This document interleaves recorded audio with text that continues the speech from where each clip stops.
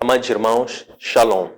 Sejam bem-vindos a mais uma edição do nosso Master Coach em prol da administração da palavra. Esta rubrica enquadra-se no contexto do coaching espiritual e tem como objetivo consciencializar ao povo de Deus, aos irmãos que nos seguem, que nos acompanham, a toda uma comunidade que nós servimos, bem como aqueles que são os cristãos que buscam uma intimidade e uma comunhão com o Senhor, dar-lhes a conhecer quais são as disposições do Senhor na base das suas escrituras sagradas, de forma a ensinar as pessoas a terem o hábito de consulta diária e contínua às escrituras sagradas.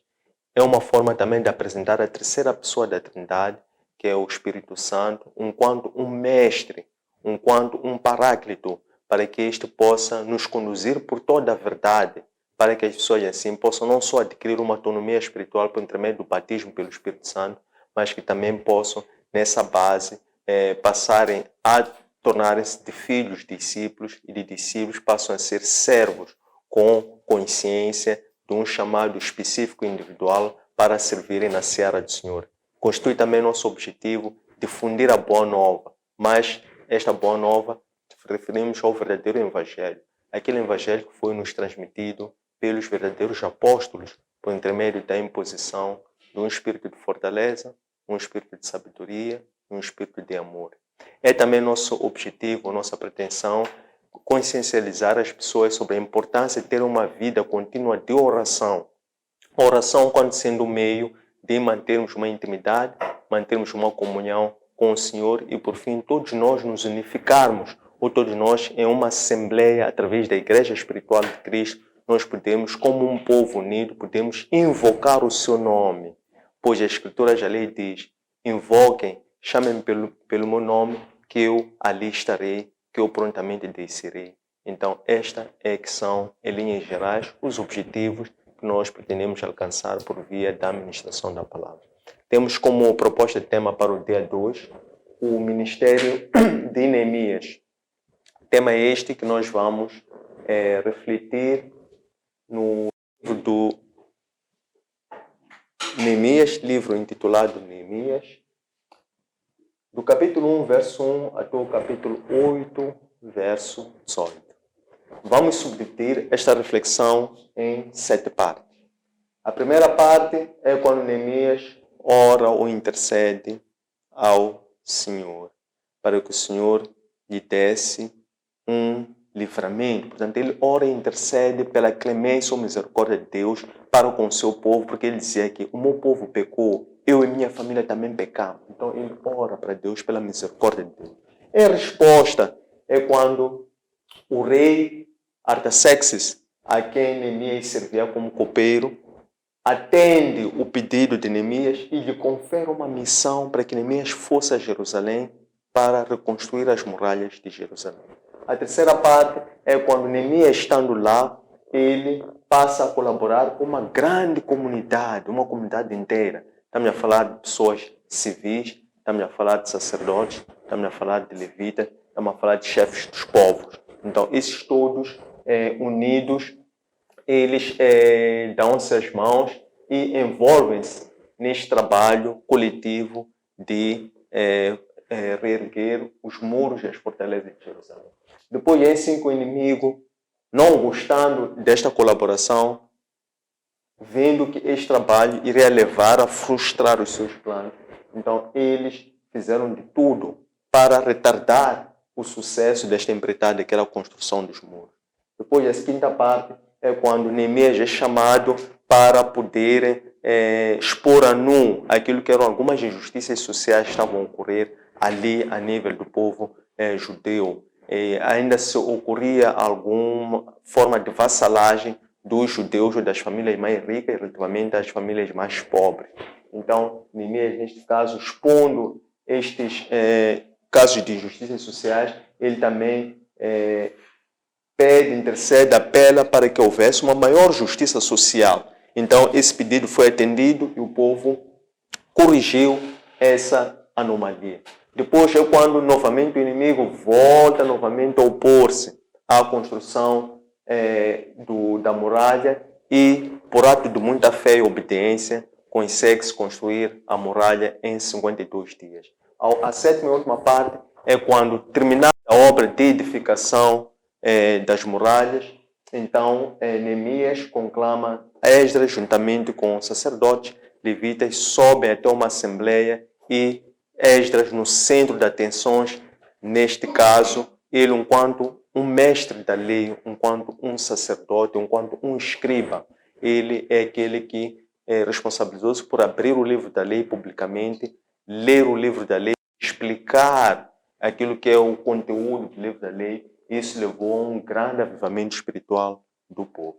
Então, é sobre isto que nós vamos discorrer, nós vamos discutir com profundidade ao longo da sessão de hoje. Então, antes de entrarmos com maior propriedade, vamos recuar para recuperar aquilo que nós tratamos na última sessão. A última sessão, nós meditamos sobre o livro de Esdras. E nesta ocasião, nós vimos qual foi a missão que foi confiada a Esdras. Nós vimos que Esdras era bisneto do sacerdote Ilquias. Este sacerdote foi aquele que havia encontrado o livro da lei que ficou muitos anos escondido do povo. Neste caso, era no reinado de Josias, quando Josias, no 18º ano do seu reinado, com a idade de 26 anos, ele teve o desejo de se mandar reconstruir o templo. Então lá encontra-se o livro da lei, encontra era o sumo sacerdote que servia, então chamado Ilquias. Então Esdras é bisneto de Ilquias.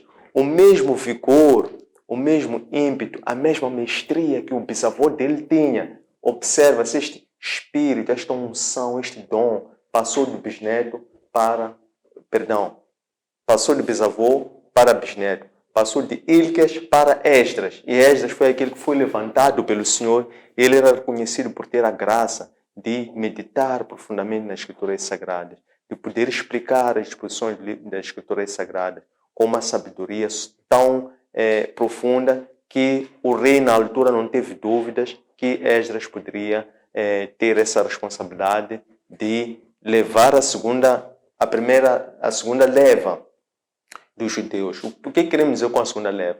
É que o regresso do povo de Jerusalém, dos judeus da Babilônia para Jerusalém, foi feito em 3 momentos, em 3 fases. Houve um primeiro grupo que regressou. Este grupo, o primeiro que regressou, foi liderado por Zorobabel.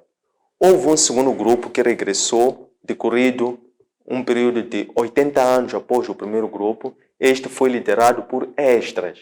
E Esdras, nesta ocasião, é confiado o papel de ir para restaurar o templo, porque ele foi na qualidade de sacerdote. Pois houve agora um terceiro grupo que regressa, que vai ser encabeçado por Neemias. Então é aqui que nós vamos agora entrar. Quando é que Neemias regressa a Jerusalém, em termos de contextualização, só para termos uma ideia?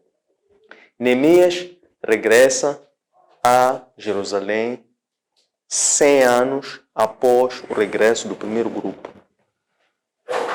e 13 anos após o regresso de Esdras. Volta Neemias. Todos esses fatos são narrados sobre a construção de Jerusalém, quer a reconstrução do templo, quer a reconstrução dos muros e das fortalezas de Jerusalém. Estes 2 atos que se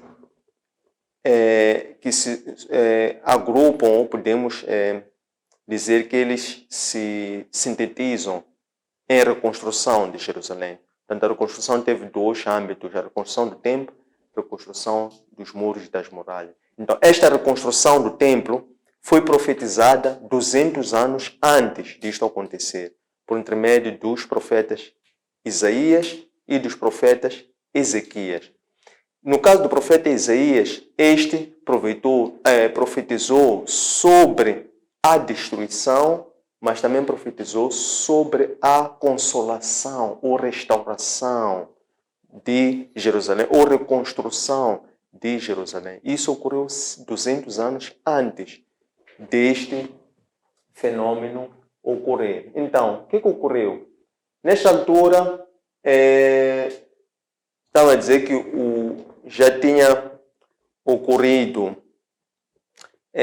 a ocupação da Babilônia pelos persas. O rei babilônico, os caldeus, por intermédio de Nabucodonosor, foram ocupar Jerusalém e levaram o povo como cativo.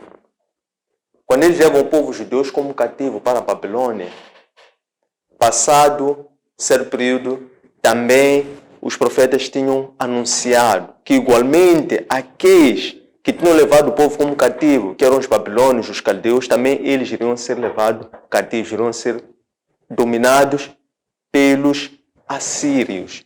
Então, isso também os profetas já haviam anunciado. Então, ocorre precisamente quando os babilônios estão em pleno governo, eles acabam por ver umas palavras, umas letras escritas na parede que não estavam a compreender. Então chamam o Daniel, que servia na corte, como um eunuco. Daniel interpretou aquelas palavras, ele anunciou, profetizou, dizendo que aquele era o fim do Império Babilônio. Então, evidentemente, naquela mesma noite, os persas ocupam Babilônia, eles passam a dominar os babilônios. Então agora era o governo persa, ali também no território dos babilônios. Nessa altura, quem era o rei persa que estava em exercício era um rei chamado Artaxerxes. Este rei Artaxerxes era filho de um outro rei chamado Xerxes, e este rei foi marido de uma rainha judaica chamada Esther. Então, Artaxerxes era enteado de uma que foi rainha judaica chamada Esther. O que acontece? Neemias servia no palácio do rei persa, este rei chamado Artaxerxes, ele servia como copeiro desse mesmo rei. Então, significa que pela sua função enquanto um copeiro do rei, ele era uma pessoa que era muito próxima ao rei, tinha um acesso direto e privilegiado ao rei como servo do rei na função de copeiro. Então, certa vez, nesta altura, volta uma delegação que tinha ido visitar Jerusalém, volta para a sede do reino. Quando chega lá, nesta delegação estava um indivíduo chamado Hanan. Este Hanan era irmão do Neemias. Então Neemias pergunta a Hanan, ao seu irmão, como é que estão os nossos irmãos lá em Jerusalém? Então Hanan deu uma radiografia daquilo que ele tinha visto do que estava acontecendo em Jerusalém. Ele disse que o estado lá que eu encontrei é de profunda desolação. O povo lá está a sofrer. Por quê? Porque as muralhas estão destruídas, as muralhas têm fendas, não é? As muralhas têm rachas, as muralhas estão cansadas, as muralhas mostram que sequer estão abandonadas e que a qualquer momento podem ruir, até porque já ruíram. E para além de as muralhas estarem nesse estado, também as portas de entrada, também essas foram queimadas com fogo. Então, Neemias, quando recebe essa mensagem, esse relatório sobre o estado de Jerusalém, veio-lhe a imagem, um estado de devastação que estava a acontecer lá. Então, sobe para ele um grande sentido de pesar e de pena com o estado em que os seus irmãos lá estavam a viver. Então, Neemias fica triste. Neemias conturba-se ao ouvir falar do estado em que se encontra Jerusalém, bem como o estado em que se encontravam os seus irmãos. Ele conturbando-se, então ele começa a orar. Então Neemias começa a fazer oração dia, noite, a orar e a jejuar. Neemias orou durante 4 meses. Orar, jejuar, dia e noite. E ele, enquanto orava, ele transmitia a Deus a seguinte mensagem. Ele dizia, Deus dos nossos pais, Tu que és soberano, tu que foste misericordioso e tu que tanto amas o teu povo, tem piedade de nós. Que o Senhor possa ouvir, que os teus ouvidos possam ouvir esta oração, que os teus olhos também estejam atentos a isto que é o clamor do teu povo. Nós, enquanto seu povo, nós pecamos. Vejam aqui a solidariedade de Neemias. Ele a solidarizar-se com o pecado do povo, ele a dizer nós. Ele não disse eles, ele disse nós pecamos. Nós pecamos contra ti. A minha família também pecou contra ti. Então, meu Senhor, atenda ao nosso pedido.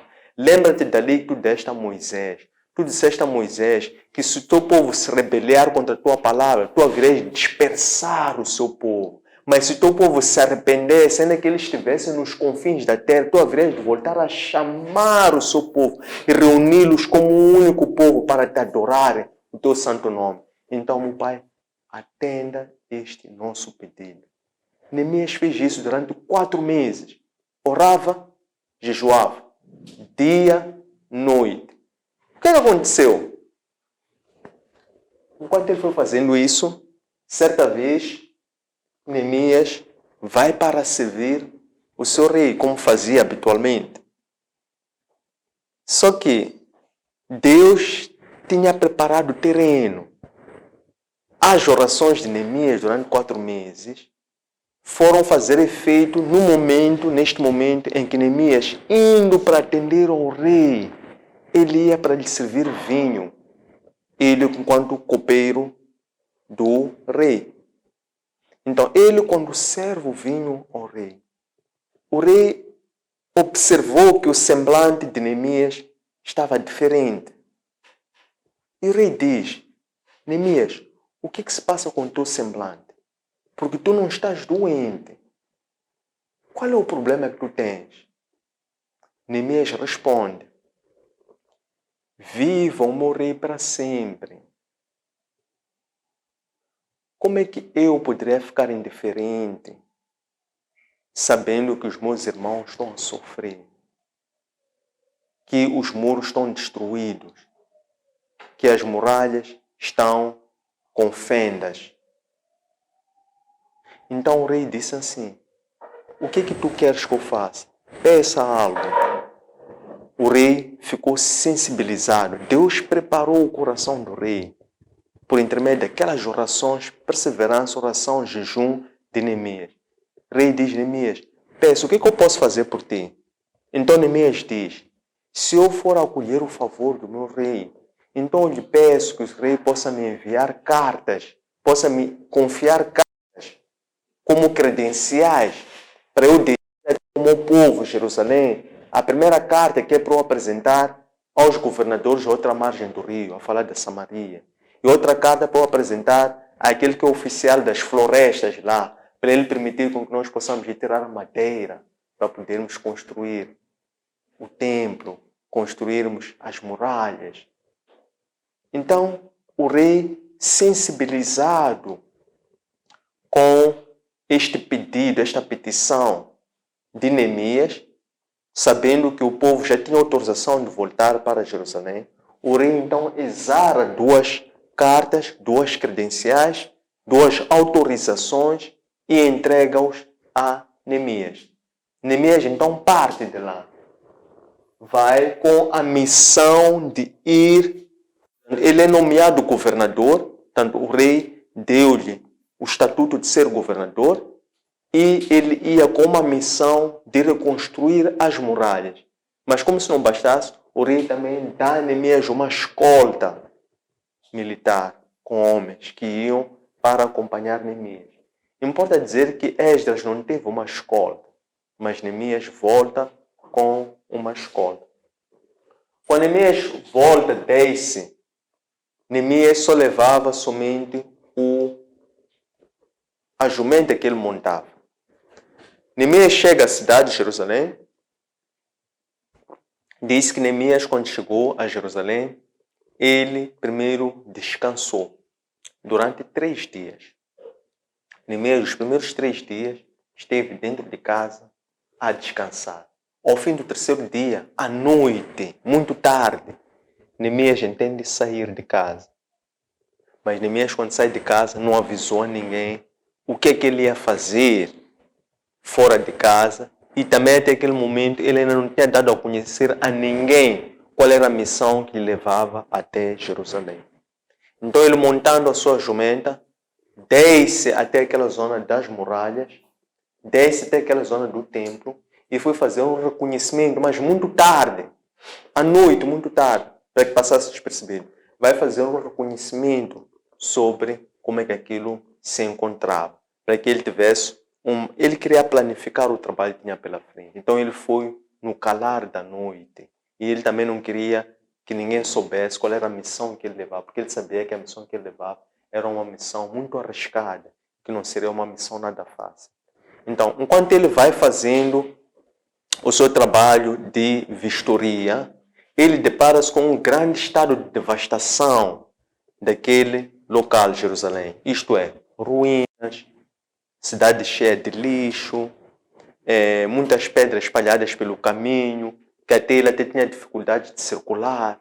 Então, esse foi o estado que Neemias encontra. Quando Neemias depara-se, inteira-se todo esse estado, então Neemias depois ele chama aqueles oficiais, aqueles homens que estavam sob sua responsabilidade. Ele agora como governador. E ele, então, de pronto, apresenta as suas credenciais. Primeiro, aos governadores da Samaria e depois também àqueles outros que estavam lá. Então, Neemias, chama os seus oficiais, aqueles homens que estavam sob a sua responsabilidade, encarregues de irem junto a ele, cumprir aquela missão. E ele depois, quando transmite a esses o desejo, a necessidade e a missão de terem que reerguer as muralhas, reerguer os muros e as fortalezas de Jerusalém. Então, ele transmitindo isso, ele também deu a conhecer ao povo de que forma é que ele conseguiu ter essa aprovação do rei. Isto é, de que forma é que ele conseguiu colher as graças do rei. De que forma é que o rei, solidarizando-se com ele, deu-lhe essa missão dele vir conhecer. Então aquele povo, quando ouve a história de Neemias, ouve o testemunho de Neemias, o povo percebeu-se que Neemias estava ali pela vontade de Deus. Então o povo ali, em uníssono, deu o total apoio e disponibilidade para juntarem suas mãos e junto com Neemias passarem a aplicarem seu trabalho de reconstrução do muro. Então eles começam a fazer a reconstrução do muro. Ele teve colaboração de uma comunidade inteira. Isto é, envolveu-se nisso porque perceberam a missão. Aí está a importância do líder transmitir a sua missão com clareza. E ele também ser transparente. E também porque Neemias era um homem de oração. Então, ele quando transmite isso, a comunidade toda não só compreendeu, mas apropriou-se da ideia da missão. E eles envolveram-se. Vamos começar, aceitamos essa missão, queremos reconstruir o muro de Jerusalém. Então, eles começam a reconstruir o muro. Aqui neste trabalho empreitado, houve um grande envolvimento. Primeiro do sumo sacerdote, daquela altura, que envolve-se. Cada um foi construindo na sua porção. Sumo sacerdote, outros sacerdotes, outros levitas, outros chefes do povo, várias pessoas de várias especialidades começaram a participar neste trabalho de edificação do muro de Jerusalém. Enquanto eles faziam esse trabalho de construção do muro de Jerusalém, aproximam-se aqueles que Neemias já antevia que poderiam criar embaraço. Então, aproximam-se deles aqueles que tinham ficado lá quando os judeus foram retirados em cativo. Tinham ficado quem? Tinham ficado amonitas, tinham ficado moabitas, tinham ficado alguns árabes.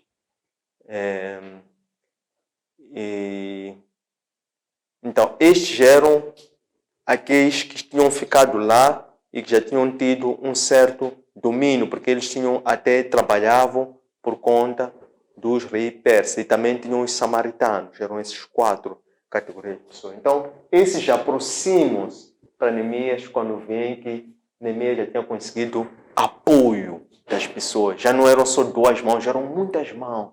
E o povo tinha compreendido a missão, as pessoas estavam envolvidas naquele trabalho. Então eles perceberam-se que aqui é um grande risco. Se nós deixarmos este povo construir as suas muralhas até o fim, eles novamente vão ficar fortes. E eles, ao ficarem fortes, eles vão deixar de viver sobre a nossa dependência, vão ganhar a sua autonomia. Então o que eles fazem? Eles aproximam-se e ficam a dizer: por que vocês estão a reconstruir as muralhas? Vocês não estão assim a desautorizar o rei?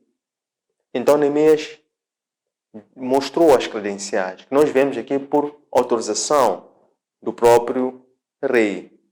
E nós não vamos parar essa obra, porque não é só pelo rei que nos mandou, mas porque esta é a vontade do Deus dos céus e da terra a quem nós servimos. Nós somos servos do Deus dos céus. Então nós estamos a fazer esse trabalho pela vontade do Deus que é Deus nos céus e na terra. Então é por isso que é a nossa motivação. E é por esse motivo que nós nos encontramos aqui envolvidos nesta empreitada. Então, depois ele diz mais, diz: e vocês nem têm porção de terra, vocês nem têm direito algum cá, porque vocês são estrangeiros, vocês não nasceram cá. Então, a terra não vos pertence pela linhagem, pelo sangue. Nós temos direito a essa terra porque nós somos herdeiros dos nossos antepassados. Então, pela linhagem, nós temos direito à terra. Já temos porção, mas também temos direito. E também nós temos beneplácito de Deus para podermos fazer a sua obra. Então eles dirigiram-se assim para aqueles estrangeiros. Então depois de eles dizerem isso a esses estrangeiros, levanta-se o povo, os judeus. Havia naquela altura uma certa injustiça social. Então existia uma maioria que eram pobres. Estes eram oprimidos por uma minoria que eram os mais ricos, abastados, dos judeus, dentre eles, entre irmãos. Então os mais pobres, eles levantam-se e queixam-se para Neemias, dizendo que o imposto que nos é cobrado é muito alto. As nossas terras, nós já nem sequer temos terras, porque as terras já nos tiraram, já nos levaram. Levaram em hipoteca. Porque a comida também nós temos que comprar. Não conseguimos comprar a comida, também damos por hipoteca a nossa terra, já nem terra temos. E ainda nos cobram imposto. E nós, como precisamos comer, precisamos dar comida aos nossos filhos. Até hipotecamos os nossos filhos também são escravos. Mas isso que estão a fazer são os nossos irmãos. Neemias ouve isso. Neemias revolta-se. Neemias diz que não. Isso não está correto. Não está certo. Por que vocês, se os nossos irmãos todos, nós viemos para aqui pela vontade de Deus. E nós chegamos aqui não só pela vontade de Deus, mas também viemos com o mandato de todos fazermos iguais. Por que uns oprimem os outros se somos todos irmãos? Isto não é correto. Então, Neemias, quando denuncia isso, isto é, dá força, valida a reivindicação do povo, que eram os oprimidos, que era uma maioria que estava ali, e vendo em Neemias uma pessoa credenciada, uma pessoa credível, uma pessoa transparente. Então eles expõem isso a Neemias, e Neemias então é quando ele, reorganizando e trazendo uma justiça, ele condenou aqueles atos de injustiça social que estavam a ser praticados entre irmãos, e ele então roga para que a justiça na comunidade ocorresse. O que é justiça? É um tratamento por igual, para que todos também tivessem os mesmos direitos, porque todos eram irmãos. Depois Neemias diz mais. Neemias, para quem não sabe, todos os governadores que foram para Jerusalém antes de Neemias tinham direitos a cerca de 40 ciclos de prata por dia, como remuneração, enquanto governador, para se alimentar, para fazer uns trabalhos, etc. Neemias abdicou de qualquer remuneração. Neemias não recebeu nenhuma quinhenta por vontade, por preferência e por decisão. Como se não bastasse, Neemias também aplicava o seu próprio recurso, do seu próprio sustento, para além de não receber nenhuma remuneração, não aceitava a remuneração de lá, ele tirava do seu próprio bolso recursos para poder sustentar diariamente cerca de 150 pessoas. E aquilo incluía, eram investimentos na compra de vitelo, na compra de ovelhas, na compra de aves, para se confeccionar refeições para 150 pessoas. Isso Neemias fazia. E depois é quando novas lutas levantam-se novamente. Voltam aqueles 4. Não é? Quem eram aqueles 4? São aqueles que estavam lá como guardas ou olheiros dos persas, neste caso. Então, estavam o quê? Moabitas, amonitas, árabes, samaritanos. Sobem novamente aqueles 4.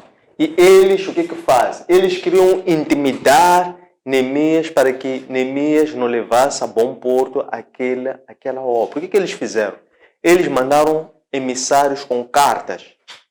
E essas cartas eram cartas intimidatórias, para que através dessas cartas eles convencessem a Neemias a parar aquela obra, a desistir de realizar a bom porto aquela edificação. Então mandou a primeira carta aos primeiros emissários. Neemias respondeu: eu estou muito ocupado com esse trabalho. Não posso deixar esse trabalho para descer até o ponto em que sou chamado, convidado para uma reunião. Não posso parar esse trabalho. Infelizmente não vou poder ir. Então, aqueles novamente mandaram a segunda carta com os segundos emissários. Mandaram a terceira carta com os segundos. Mandaram a quarta carta com o mesmo conteúdo, com a mesma mensagem. E Neemias deu a mesma resposta. Eu não posso parar esse trabalho, porque esse trabalho é a vontade de Deus. Não posso parar esse trabalho para descer até com os vossos chefes, os vossos mandatários, a fim de me reunir com eles à volta desta obra. Não vou parar. Então o que eles fazem? Mandam a quinta carta. Essa quinta carta já foi uma carta aberta, uma carta fechada. Então, através dessa carta aberta fechada, eles voltaram novamente a dar a mesma exortação. Então, Neemias, mais uma vez, também recusou. Simplesmente ignorou, respondeu dessa forma e não se fez para essa reunião a fim de ir tratar sobre aquele trabalho de edificação. Depois, Neemias vai ter com um oficial chamado Shimeias. Quando ele vai ter com Shimeias, Shimeias recebe Neemias na casa dele. E Shimeias encontrava-se encarcerado, isto é, encontrava-se fechado na sua própria casa. Então, Shimeias faz um convite a Neemias. Diz assim: Neemias, tu corres risco de vida. Esses 4, 5 povos que estão a mandar-te cartas, eles hoje vão te tirar a vida. Então, seria melhor tu ires comigo até o templo. Vamos ao templo, vamos ficar dentro do templo. Para lá, tu seres poupado e não te acontecer nada. Só que Neemias, ele ouviu as palavras deste, mas Neemias rapidamente pondera e desperta que aquelas palavras não eram verdadeiras, que aquele homem estava a ser usado, tinha sido subornado por aqueles outros 4 povos, que era para arrastar Neemias até o templo para que Neemias lá fosse morto. Por que Neemias lembra-se disso? Neemias lembra-se disso quando associa isso à vontade de Deus, porque Neemias, tudo antes de fazer, ele orava para Deus. Ele, quando chama para falar com o rei, ele começou a orar para Deus e o rei começou a colocar as palavras na sua boca. Então, neste momento, o que Neemias faz? Neemias percebeu-se que aquilo era também uma jogada para que ele fosse morto da seguinte forma. Ele lembrou-se da lei do templo, lembrou-se da lei do culto. Ele lembrou-se que no templo somente entravam o sumo sacerdote e os sacerdotes. Então Neemias pensou: se eu entrar no templo, não estarei a desobedecer a Deus? Por que eu tenho que ficar no templo para esse templo ser o local mais seguro, se eu não posso entrar no templo? Se a vontade de Deus é que homem algum comum não entre no templo, senão o sumo sacerdote e os sacerdotes. Por que eu tenho que ouvir o que este homem está a dizer? que no templo eu vou ficar mais seguro. Se Deus diz pela sua lei que somente no templo entra o sumo sacerdote e sacerdote. Estão a perceber como Neemias pensou rápido. E ele pensou rápido, fez essa ligação, ele rejeitou, disse, obrigado, mas sinto-me mais seguro fora do templo, porque estou a fazer a vontade de Deus. Então, depois disso, passam essas novas lutas. Depois é quando Neemias ele volta a fazer um novo recenseamento ao povo. O mesmo recenseamento que Esdras tinha feito no capítulo 7, também Neemias capítulo 7 é o mesmo recenseamento. Faz esse recenseamento na altura para quê? Queria se reorganizar o povo. Reorganizar o povo segundo a organização que constava na lei. Portanto, de acordo com a lei, tinha que se distribuir o povo de acordo com as suas linhagens. Então, tinha que se fazer um recenseamento para saber de que família cada um daquele povo que estava ali pertencia. E depois, assim, eles eram redistribuídos territorialmente em função das linhagens. E também eram distribuídos por funções, em função da vocação ou do chamado que cada família tinha. Isto é, que eram os levitas, que eram os sacerdotes, que eram os porteiros, que eram os músicos, que eram os chefes de famílias, por aí em diante. Então, distribuição segundo dois critérios. Território, de acordo com a linha, e também por funções, em função da linhagem. Como nós sabemos, este recenseamento apurou 42 mil judeus, mais cerca de 7 mil servos. Então, ao todo, estamos a falar de cerca de 50 mil pessoas. Então, é quando depois Neemias conclama uma assembleia. Para esta assembleia, Neemias faz-se presente juntamente com o sumo sacerdote, outros sacerdotes, levitas, os importantes, e também chama para esta assembleia Esdras. Esdras aparece já neste momento no capítulo 8 do livro de Neemias. Aparece Esdras. De que forma? O objetivo desta assembleia era para conclamar o povo de forma que se abrisse publicamente o livro da lei.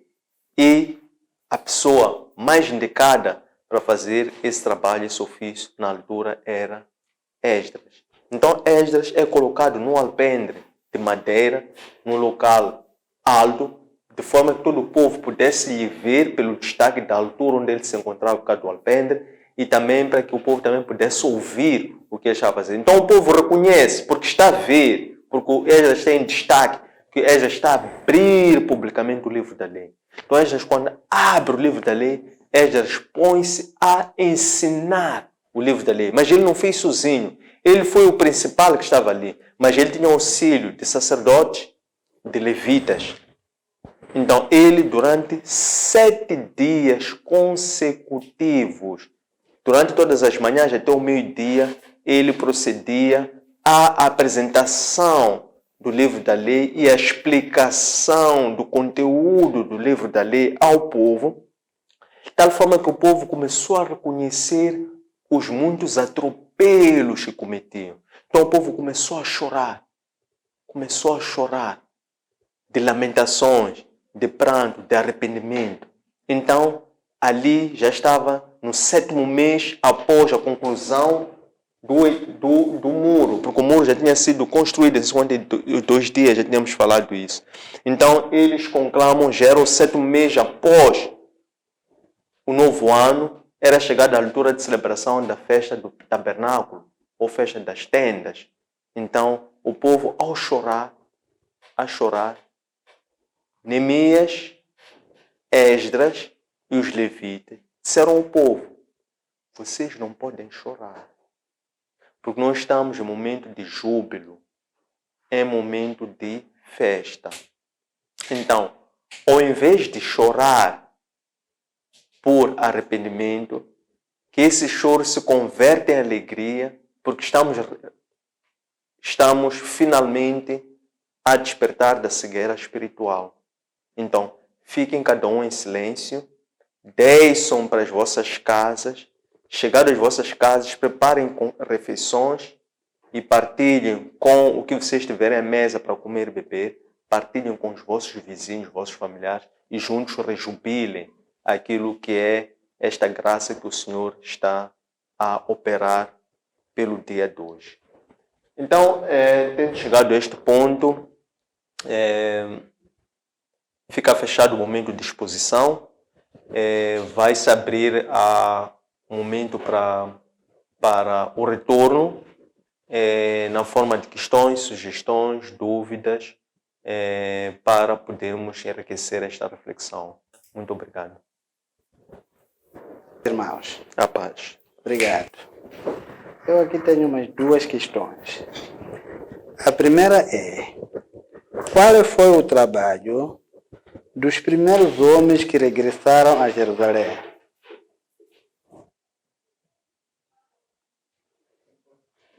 A segunda: o povo reivindicava sobre a injustiça e hoje continua a mesma. Será que é continuidade de homens maus? Obrigado. Bom, em primeiro lugar, agradecer mesmo pela palavra e tenho algumas observações ou alguma coisa a contribuir e depois tenho uma questão a fazer ao coach Sam. Dizer que fazer ou cumprir a obra ou missão de Deus levanta muitas batalhas. Foi o que pude perceber na história do Neemias que estivemos cá a estudar. Mas pude aprender com essa história de Neemias que as batalhas devem ser ignoradas e a obra de Deus não pode parar. O segundo ponto é que Neemias nos mostra que a palavra lá em Provérbios que diz que o resumo da sabedoria é o cumprimento da palavra de Deus. Neste exemplo, nesta passagem, nos mostra que o Neemias livrou-se de uma cilada aplicando a sabedoria, que é o cumprimento da própria palavra de Deus. E a pergunta que eu tenho a fazer é mesmo relacionada ao ponto 5, na injustiça do povo. Não pude perceber bem, mais precisamente sobre a forma que Neemias conseguiu gerir a situação da injustiça. Boa noite a todos. Boa noite. Obrigada pela palavra de hoje. No primeiro ponto em que o coach falava sobre a oração que o Neemias fez a Deus, eu lembrei-me da palavra de Deus que vem nas Escrituras, onde diz: clama a mim e eu responder-te-ei e anunciar-te-ei coisas grandes que ainda não sabes. E faz-me lembrar também o que vem escrito na palavra de Deus, que a nossa boca tem poder. Mas a nossa boca tem poder, mas nós também temos poder. E o maior poder não está em nós, está na pessoa que responde à nossa oração. E fez-me suscitar uma pergunta. Bom, eu gostava de saber qual é o significado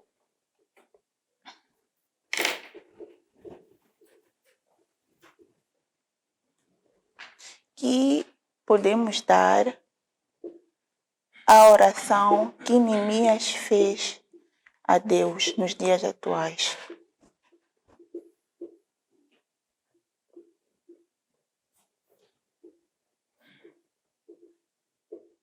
Ou por outra, qual é a lição? Reformulando a pergunta. Estimados irmãos, saudações. E também gostaria de dizer que o tempo de Deus é este, Ele está prestes a voltar, que o adoremos e trabalhemos para Ele em espírito e em verdade. Eu gostaria cá, neste tema de hoje, trazer cá algumas questões. A primeira delas é: Jerusalém precisava de muralhas para a proteção do seu povo ou de Deus para os proteger e os livrar do pecado.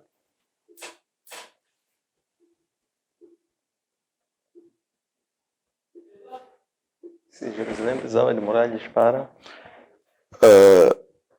Jerusalém precisava de muralhas para a proteção do seu povo ou precisava de Deus para os proteger e os livrar do pecado.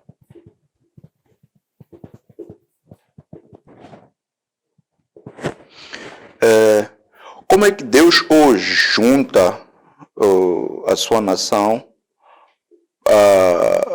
para o adorar após o arrependimento? Para o adorar. Após o arrependimento. Pois ele prometeu ao povo que após arrepender-se, iria de os ajuntar no mesmo sítio para o adorar. Gostaria de saber por que na obra do Senhor há sempre um opositor com a intenção de parar a vontade de Deus. Eu gostaria de perceber por que estes fenômenos acontecem, por que há sempre alguém a perseguir as pessoas que fazem a vontade de Deus.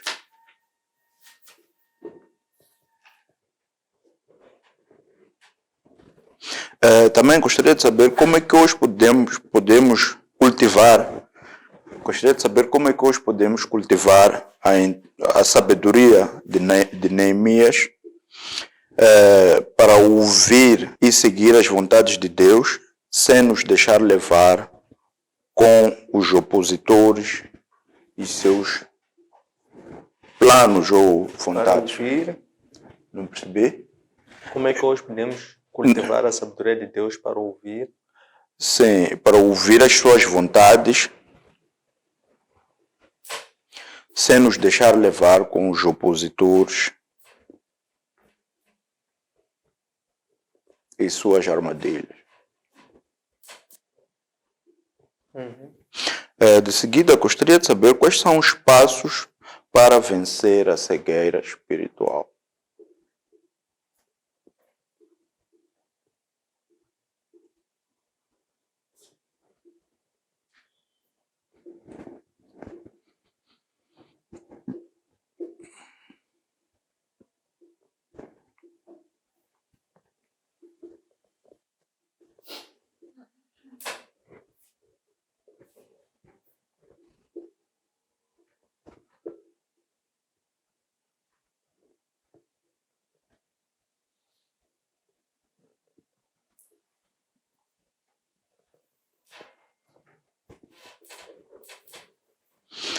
Também gostaria de saber o que simboliza o encontro de festa das tendas após o povo ter seguido com a vontade de Deus.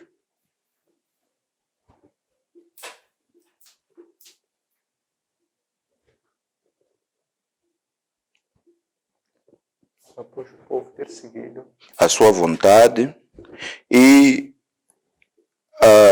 o propósito, seguir a vontade de Deus e que o propósito pelo qual eles iam vou reformular, vou fazer de novo. Já percebi. E quer saber o que simboliza essa festa das tendas, né?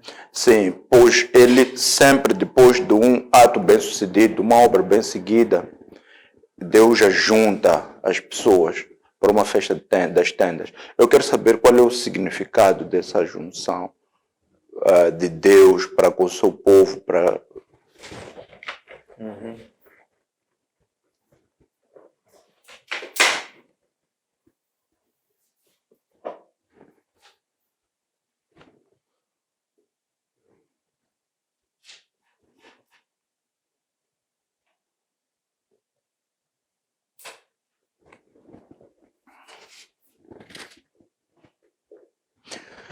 Hoje, como fazer ou como ter um encontro que podemos chamar festa das tendas com Deus?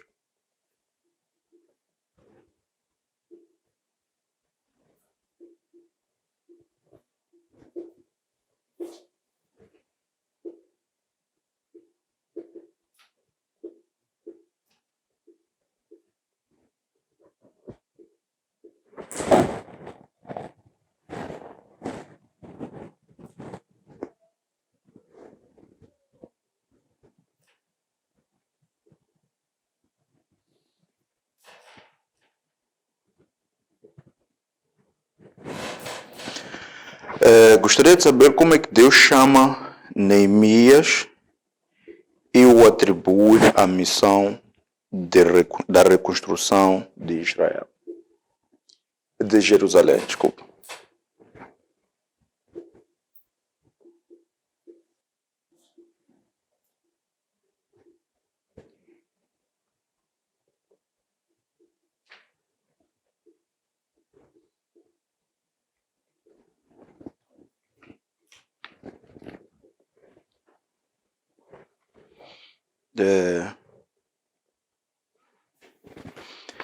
Gostaria de saber como é que hoje podemos nos fazer Neemias e ser um instrumento de salvação do povo de Deus nas mãos do opressor.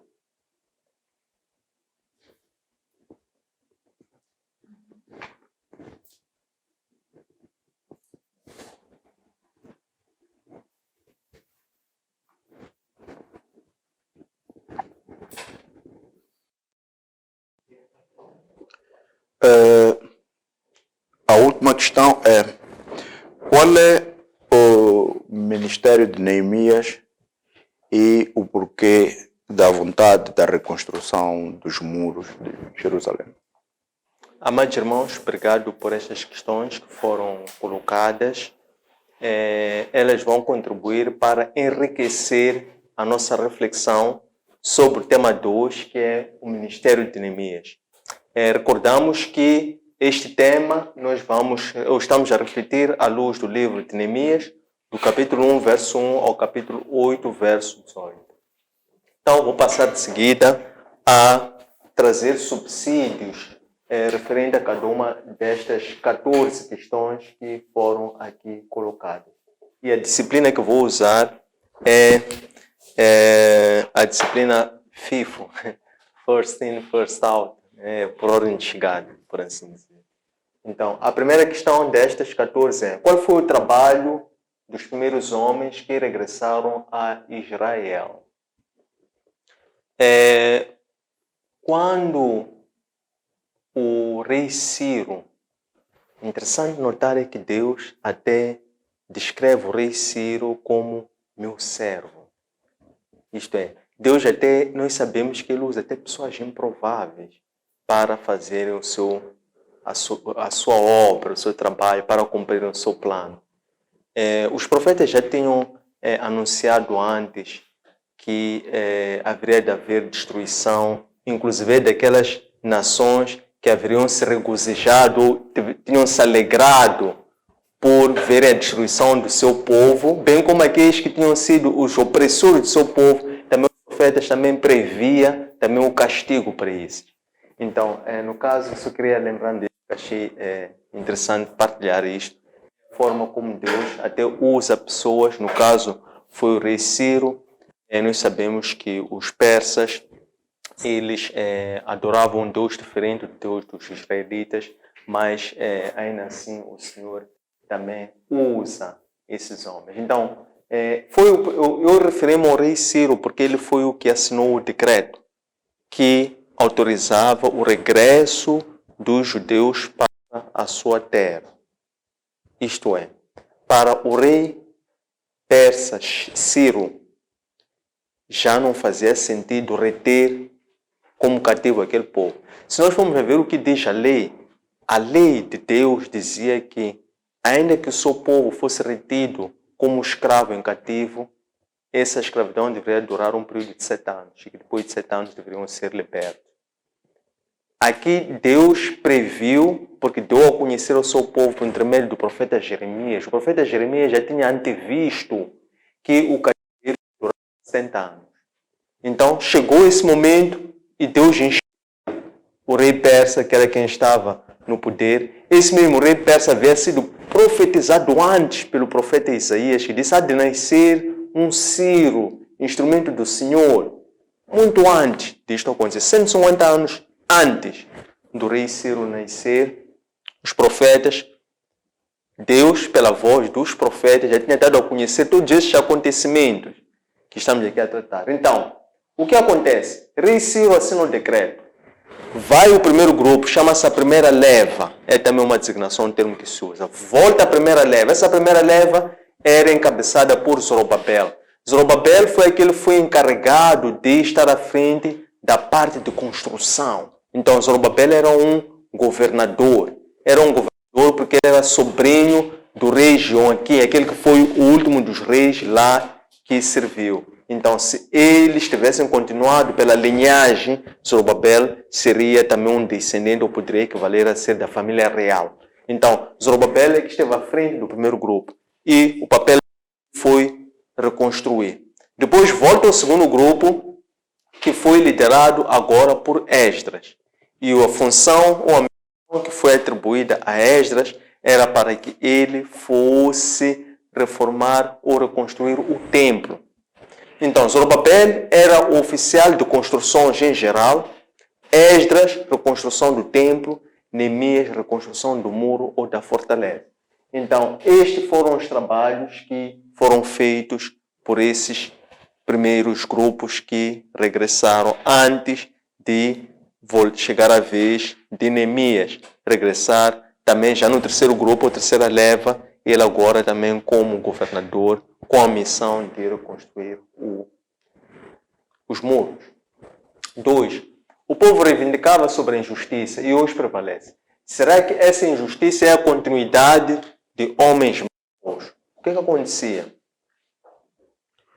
O sistema político, econômico, administrativo que regia o funcionamento de Israel foi totalmente destruído.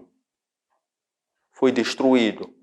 Quando os babilônios, os caldeus, quando eles assaltam Jerusalém, destroem a cidade, levam o povo como cativo, destroem o templo. Então eles estavam a desfazer todas as fundações sobre o funcionamento das estruturas e das instituições que estariam à frente da parte administrativa, da justiça, da soberania, da defesa. Destruíram tudo completamente.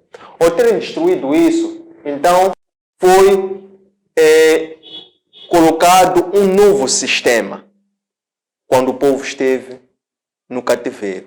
Esse novo sistema considerava ou classificava Jerusalém como uma província dos babilônios, certo?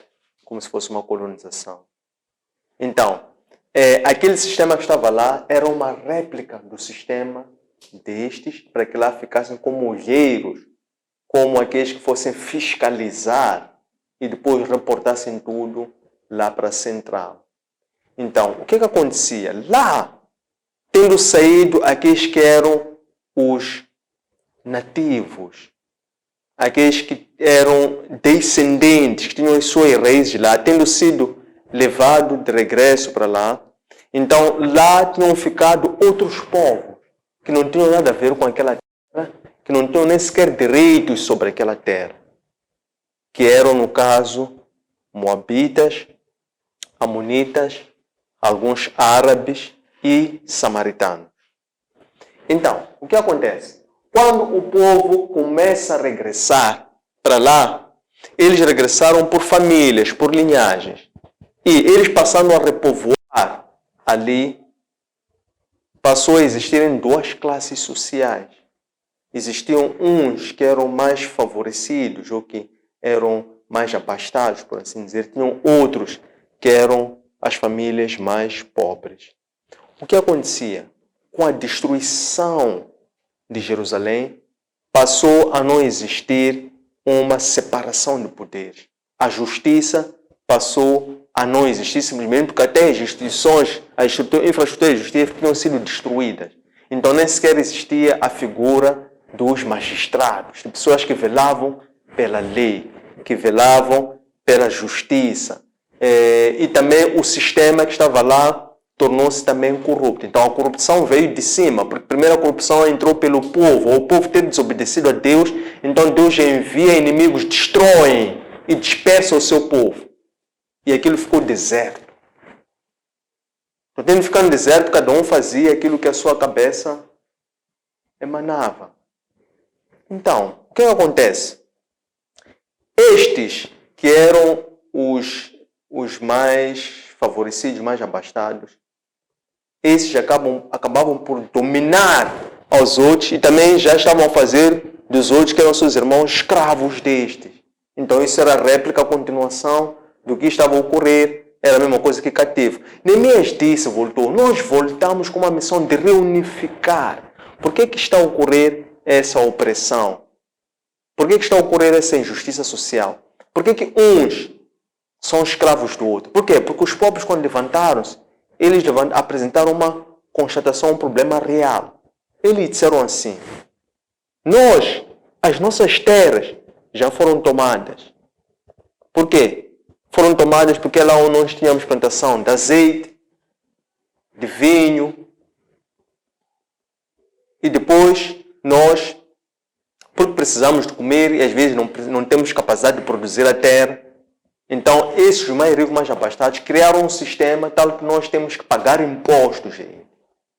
E porque nós temos que pagar impostos, quando nós não conseguimos uma produção suficiente, eles acabam por confiscar as nossas terras.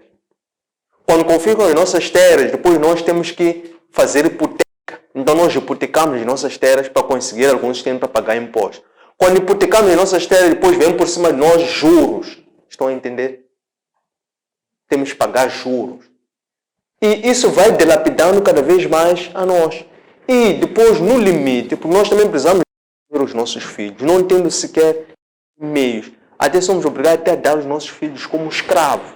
Então, estão a ver, a corrupção era um sistema que era imperfeito. E não existiam ali instituições que estavam instituídas, organizadas, para haver separação de poder e haver uma boa organização e um bom ordenamento e harmonia. Então, era isto que estava a acontecer. Era isso que estava a acontecer. E este aqui é o grande desafio que nós hoje em África temos. Temos que assumir isso. A igreja não pode ter medo, distanciar-se, acobardar-se. A igreja, os líderes espirituais não podem ficar na caverna fazendo vista grossa a isso.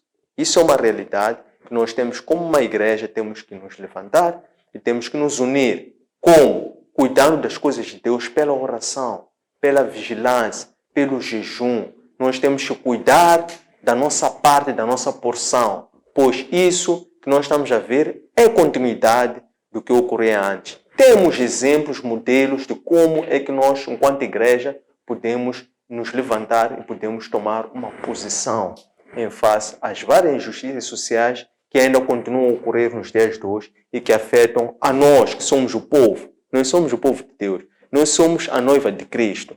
Então, nós temos direitos. A quem é que vamos protestar? Onde é que vamos contestar? Onde é que vamos reivindicar os nossos direitos? Ao nosso Senhor. Então, este Senhor que é o soberano, que é o Deus nos céus e na terra, é este que ainda hoje está apenas a aguardar que nós nos arrependamos. E o arrependimento, este arrependimento tem que nos convencer a nós irmos a Ele com fé e com sinceridade do coração. Não um arrependimento de boca para fora, não um arrependimento momentâneo. Porque Deus, Ele conhece as intenções, até o Espírito que está por trás de cada palavra que nós tiramos. Ele consegue ver se é um Espírito de Deus que está nos assistir, ou que está nos a inspirar, ou se é um Espírito do próprio homem, ou se é um Espírito de Satã. Então, Ele discerne, Ele sabe todas as coisas. Ele é que até permite que isso aconteça. Do mesmo modo que Deus permitiu que o seu povo fosse cativo, foi pela vontade de Deus. Por quê? Por causa da desobediência. Tudo está na lei. Qual lei? A aliança. Que aliança? Deus e o seu povo. Essa aliança, essa lei continua em vigor até os dias de hoje. Essa é uma lei que é perene. Igreja, irmãos. Então, é em face dessa lei que tem um magistrado que pleita por nós, que se chama Jesus Cristo de Nazaré. Este é aquele que exerce toda a justiça nos dias de hoje. Então, quem é o nosso magistrado? Quem é o nosso juiz? Quem é o Senhor da justiça para nós? É Cristo. Então, pela nossa fé e pelo seu nome, nós, os cristãos, temos a arma que podemos usar hoje para podermos levantarmos e insurgirmos contra todo tipo de injustiças sociais que ocorrem, porque aquele que é julgador, aquele que está lá no alto, aquele que nos assiste a partir dos altos, ele é muito sensível às injustiças sociais, é altamente sensível às injustiças sociais. Porque é por causa do amor, o primeiro amor de Deus para com Israel, que é o mesmo amor de Cristo para com a sua igreja, que é o amor de Cristo para com a noiva. Então, é um amor de autodoação. Deus enviou o seu Filho para que ele se autodoasse toda a sua vida. É um amor de comprometimento, é um amor de desejo, porque Deus, ele deseja-nos somente nós para ele. Deus tem ciúmes de nós. Então, a aliança dele, por ser um amor de autodoação, autodesejo e de comprometimento, também é esse mesmo amor que nós temos que voltar para ele. Então, tem que haver essa reciprocidade para que se cumpra aquilo que é o espírito da aliança. O espírito da aliança é essa cláusula principal que acabamos de dizer agora. 3. Como é que Neemias corrigiu a injustiça social? Então, está um pouco ligada ao ponto anterior. Então, Neemias corrige essa injustiça social quando ele, publicamente, sem se acobardar, diante de todos. Reparem que Neemias não chamou uns para ouvir uma parte, depois chamar outros para ouvir a parte e falar com cada um em separado. Neemias, ele quis juntar, quis unificar, quis harmonizar, quis pacificar, porque ele agia pela vontade de Deus. Neemias, se ele agisse pela sua própria cabeça, ele não iria conseguir fazer isso. Mas porque Neemias transportava, ele era o próprio testemunho da vontade de Deus, então por isso é que Deus lhe usou para que ele conseguisse cumprir aquilo que era a vontade de Deus. Então o que Neemias fez neste caso? Ele corrige a injustiça social quando ele, numa mesma assembleia, ouvindo aquilo que eram as reivindicações de uns, ele ali pôde levar aquela preocupação de uns como uma reflexão para todo o grupo. E diante daquela reflexão, ele trazer aquilo que seria a justiça. Porque ele diz, Deus lá, desde lá de onde nós vimos, ele nos deu uma nova oportunidade para nós virmos cá e nos reorganizarmos como irmãos. Então, se assim é, por que acontecer essa injustiça social? E depois, tem outra particularidade, é que o próprio Neemias era um grande ativista social, era um grande empreendedor social, que era o primeiro que dava o corpo às próprias injustiças sociais, porque ele próprio também não se beneficiava das benesses que ele tinha direito, não é? Porque ele via que existiam pobres, existiam injustiças sociais. Ele tinha direito a uma remuneração diária. Mas ele abria a mão, abdicava tudo isso. Ele se fazia o trabalho, ele próprio, juntamente com a sua equipe. Estava à frente de um grupo de 150 homens. Esses 150 homens, ele tinha uma missão, ele estava preso a essa missão, ele estava focado naquela missão. Ele estava viciado, estava afeiçoado. Neemias tinha aquela missão no centro do seu coração. E aquela era uma prioridade para ele. Então, para ele, tudo poderia fazer, tudo tinha que fazer, tudo que estivesse ao seu alcance tinha que fazer para o alcance daquela missão. Terceiro e mais importante é que Neemias até foi capaz de usar das suas próprias poupanças como recursos para poder dar de alimentação aos 150 colaboradores que ele tinha à frente desta mesma missão. Então, ele não só falou, denunciou, mas também ele agiu e ele foi o exemplo disso. Por quê? Ele até poderia dizer que não, este dinheiro é meu, não há necessidade, mas Neemias reconhecia que até aquele dinheiro que ele tinha era um dinheiro que Deus lhe permitiu, que Deus lhe facilitou, que Deus lhe agraciou. Então, ele não teve receio, não teve dúvida, nem teve dificuldades em ele próprio também contribuir para o sustento daquela obra, daquela missão, porque ele sabia que aquela era a missão de Deus. E ele sabia em que circunstância que ele chegou lá. Foi por um milagre, pela vontade de Deus. Então ele não se esqueceu em nenhum momento disso. Ele foi muito rigoroso em observar tudo isso até o cumprimento da missão. 4. Qual é o significado que podemos dar à oração que Neemias fez a Deus nos dias atuais? Qual é a lição nos dias atuais da oração de Neemias? Então, Neemias, hoje nos dias atuais, Neemias faz aquilo que é a instrução ou a recomendação do mestre da oração. Mestre da oração é Jesus Cristo. Por quê? Jesus Cristo, ele não fazia nada sem consultar o Pai. Ele não fazia nada sem consultar o Pai. Reparem que ele dizia, eu e o Pai somos um.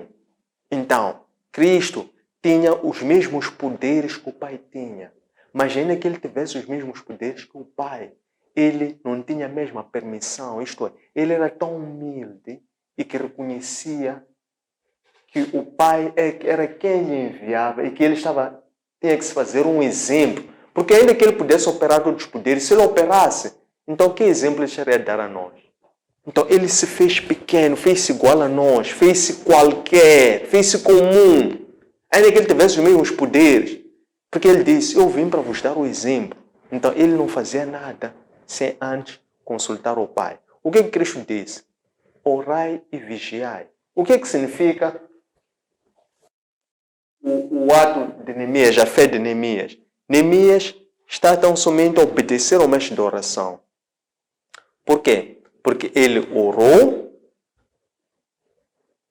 confiou e esperou. Repito, Neemias orou, não só orou e jejuou. Portanto, orou, confiou antes sequer de acontecer e depois esperou pelo momento e pela vontade de Deus. Quando nós oramos, estamos a fazer a nossa parte. Quando nós confiamos, estamos a crer que esta nossa parte carece de aprovação divina. Quando nós confiamos.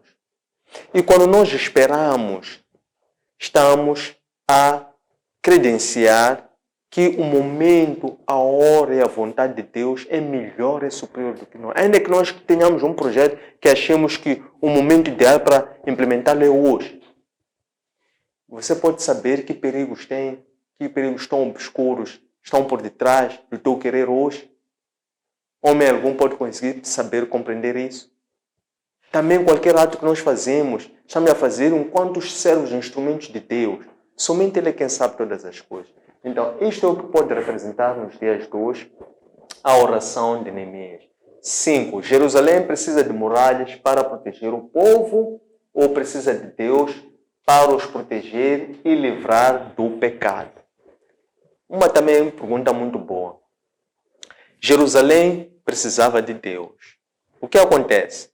Deus tinha escondido o seu rosto do povo. Por quê?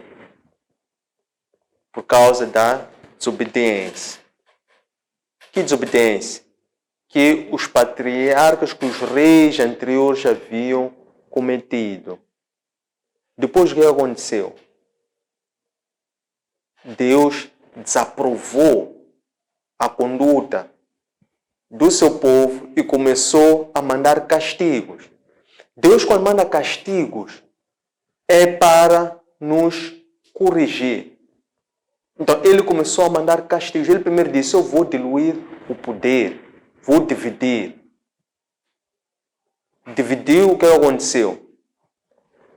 Piorou a idolatria. Porque ele, quando divide, quando ele manda dividir o reino, ele confia a Jeroboão que Jeroboão iria ser o rei da tribo do norte. E Deus fez uma aliança com Jeroboão, enviando o profeta Aias, dizendo, Jeroboão, se tu fores diligente, se tu fores justo, obediente, então Deus vai confirmar o seu reinado, o seu poder para sempre.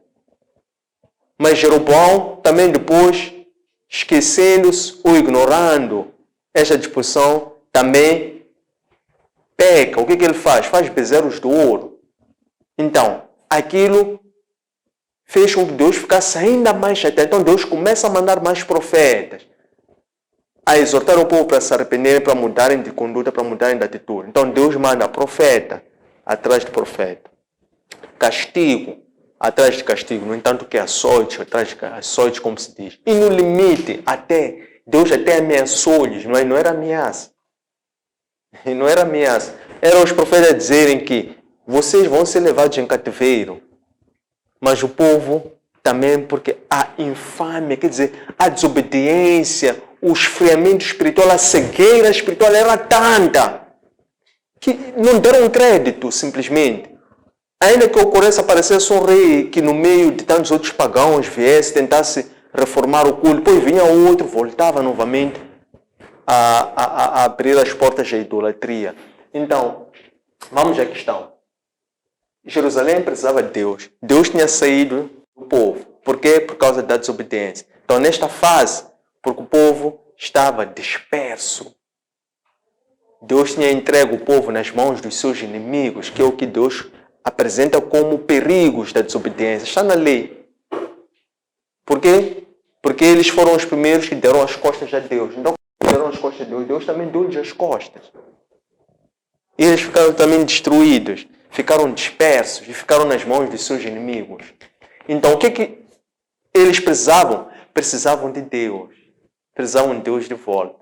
Então, é Deus que, tendo visto que eles já tinham se arrependido, porque Deus permitiu que eles fossem castigados lá, porque até Deus queria até que o povo fosse exterminado. Mas depois Deus, poupando, conservou aquilo que se chama de um remanescente fiel. Um remanescente fiel. Quem são esses remanescentes fiéis? É uma parte do povo em que depois de 60 anos já tinha sido curado daquela ferida espiritual, daquele problema espiritual que era a desobediência. O problema espiritual que tinham era a desobediência, chama-se desobediência. Então, depois de 60 anos, aquele remanescente fiel que tinha ficado ali, eles já estavam curados desse problema espiritual que era a desobediência. Por essa razão é que Deus permitiu que aqueles já estavam curados, sim, vocês já podem voltar. É quando levantam um rei persa que diz, vocês podem voltar. Não foi pela vontade do rei persa. Tudo estava no plano de Deus.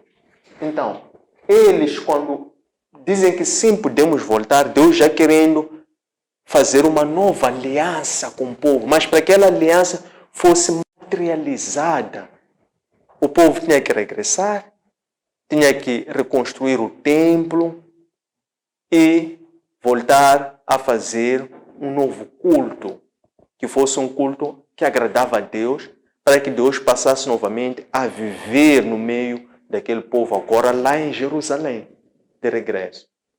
Então, isto é o que nos oferece dizer. 6. Como é que Deus hoje junta a sua nação para o adorar após o arrependimento? Então, o que acontece? Quando o povo rejeita a vontade de Deus, Deus dispersa-os. Depois, quando o povo se arrepende, e Deus vê que esse arrependimento é sincero, Deus volta a juntar o povo. Qual é a intenção de juntar o povo? É para formar uma nação que se chama o quê? Jerusalém. Então, Jerusalém, onde é que ela se junta? No templo. É por isso que Jerusalém representa não só o povo santo unido, mas também representa um local de culto, um local de adoração a Deus, é o símbolo da adoração, chama-se Jerusalém. A questão é muito boa e própria. Como é que hoje ele junta a sua nação para o adorar após o arrependimento? Então, hoje, estamos na época dos verdadeiros adoradores. Estamos na época do Evangelho da Graça.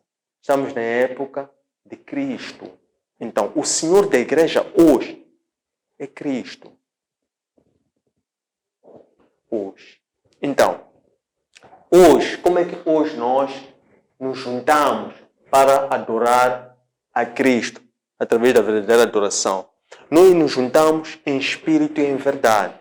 Quem são os verdadeiros adoradores? É aqueles que o buscam em espírito e em verdade, com sinceridade, não interessa onde. Mas o buscam com espírito e em verdade. Há um arrependimento sincero, há sinceridade do coração. Porque Deus veio para quê? Cristo veio para quê? Para circuncidar o nosso coração. Então, quando o nosso coração é circuncidado, porque antes a antiga aliança era a circuncisão externa, era a circuncisão exterior. E essa circuncisão exterior levou à religiosidade, levou a um culto formal, mas que era um culto formal, mas não era um culto sincero, não era um culto que agradava a Deus. Então Deus envia Cristo como Cordeiro Pascal, para que Ele viesse circuncidar o nosso coração e passássemos então a ser um povo como verdadeiros adoradores, em sinceridade, em espírito e em verdade. Aquela oração que agrada a Deus é a oração que vem do coração. Ainda que nós não teremos sequer uma palavra da boca, mas aquela oração que vem com sinceridade do fundo do coração é aquela oração que agrada a Deus. E é essa forma que nós hoje podemos, juntos, formarmos uma nação de verdadeiros adoradores, crentes da igreja espiritual, não como cristãos do átrio, mas como cristãos do templo, para que hoje possamos conjuntamente o adorar em espírito e em verdade. Número 7. Por que há sempre pessoas a impedirem a obra de Deus? O que acontece? A obra de Deus é um trabalho diário, não é um trabalho acabado, não é um trabalho pontual. É um trabalho dia a dia. Por isso é que o Senhor exorta para que nós também participemos do trabalho de Deus, participemos da obra de Deus. Por quê? Que obra é essa? Construir um edifício espiritual, um edifício que não é físico. Então, como é que nós vamos participar na construção deste edifício espiritual? É nós também nos fazermos parte desse material de construção deste edifício espiritual. Então, nós temos que nos entregar a essa construção. Como? Também nós temos que nos sujeitar a que Deus possa trabalhar em nós todos os dias. Então, nós não somos um trabalho acabado. Consequentemente, porque nós somos um material de construção do edifício espiritual, que é um trabalho diário, sempre, em todo momento, a toda altura, onde existir inimigos, onde existir vizinhos da nossa fé, inimigos da nossa fé. Qual seja o primeiro grande inimigo somos nós próprios. É lutar contra as nossas vontades, lutar contra os nossos desvios, lutar contra a nossa carne. Nós temos que mortificar a nossa carne todos os dias. Quando nós mortificamos a nossa carne todos os dias, estamos a sujeitar-nos ao sacerdócio de Cristo. Porque Cristo quer sacrifícios santos e vivos. O que é um sacrifício vivo? É você sacrificar a sua própria vida, o seu próprio corpo. Este corpo é um templo de Deus. Então, nós temos que também mortificar as vontades da nossa carne, as paixões, os desejos, priorizando a Ele. Não é? Este aqui é o culto que agrada a Deus. Então, se nós resistirmos às nossas próprias tentações, ganhamos mais uma força de poder resistir aos inimigos externos. Não nos enganemos pensando que os inimigos estão sempre fora. Às vezes somos nós próprios. Então, o primeiro inimigo somos nós próprios. Vencemos a nós próprios, ganhamos forças para poder, então, lidar com os inimigos externos. Você não começa dos inimigos externos para depois combater-se a si. Não. Você começa de si próprio. Então, quando nós mortificamos, renunciamos. Cada dia que nós renunciamos, estamos a fazer o quê? Estamos a confirmar a nossa aliança a Deus. A aliança ou a salvação não é um trabalho acabado. Você adquire a salvação hoje. Essa salvação você tem que conservar. É um tesouro que tu lutas todos os dias para conservar em mão. Então, quando nós vencemos as nossas próprias obstáculos internos, então depois ganhamos uma força para poder lidar com os obstáculos externos. O que é ser obstáculos externos? Nossos familiares, nossos amigos, nossos parentes, nossos colegas, todo lado, todo lugar. Há aquelas pessoas que ainda querem nos levar para a velha vida, para a velha conduta, para os velhos comportamentos, para o comportamento do velho homem. sempre hão de existir eventos, cenários, situações, pessoas que hão de sempre ocorrer para nos resfriarem. Então, isto é o quê? É o trabalho de Deus, porque nós quando vencemos a morte, nascemos de novo, passamos a viver em espírito, então logo nós passamos a ser colaboradores de Deus. Por um lado, como material de construção do edifício, mas também passamos a ser também soldados de Cristo. Por quê? Ele, a partir daí, já quer nos usar também para nós combatermos a guerra de Deus. Porque é uma guerra de Deus. É uma guerra entre quem? É uma guerra entre Deus e Satã, e Lúcifer. Essa guerra é aquela guerra que nós dizemos que é a guerra espiritual. Porque é uma guerra que ocorre todos os dias, não vai terminar essa guerra. Essa guerra está prevista, vai terminar em Apocalipse. Na batalha de Armagedon. Nessa batalha de Armagedon é que Cristo vai vencer o anticristo. Então, até essa guerra, todos os dias, todo momento, nós somos soldados, estamos em guerras contínuas. Então, quando nós somos revestidos desse poder enquanto soldados de Cristo, então nós também passamos a fazer parte dessa guerra espiritual, que não é uma guerra contra o corpo, não é uma guerra contra o sangue, não é uma guerra contra uma pessoa, mas é uma guerra contra os espíritos que estão por detrás dessas pessoas. Esses é que são os nossos inimigos, porque eles são inimigos de Deus, são inimigos eternos de Deus. Trindade satânica, dragão, anticristo, falso profeta. A nível da terra, operações, há uma hierarquia. Principados, potestades, hostes espirituais, príncipes nas trevas. A nível corporal, dia a dia, há pessoas, repito, há pessoas que são usadas como templo satânico. Então temos que vigiar e reconhecer em cada momento se aquela pessoa está a agir sob influência de um espírito de Deus, ou se aquela pessoa está a agir sob influência de um espírito de Satã, ou se aquela pessoa está a agir sob influência do espírito dele, do espírito do homem. Então nós temos que rogar ao Senhor a sua clemência, pedir ao Senhor o seu juízo, rogar ao Senhor a sua sabedoria, clamar pelo Senhor pelo dom do discernimento de espírito. Esse dom que vai vos habilitar a saberem perceber qual é o espírito que está revestido ou está por detrás de qualquer homem que for vos a falar, ainda que venha para falar de Deus, vocês conseguirem reconhecer quem é esse homem que está falando. Por intermédio do espírito, vocês discernem um espírito que está por detrás daquela pessoa. Não olham para a pessoa. Estão a olhar para a pessoa, mas estão a despertar os vossos olhos espirituais e conseguem ver o espírito que está por detrás daquela pessoa.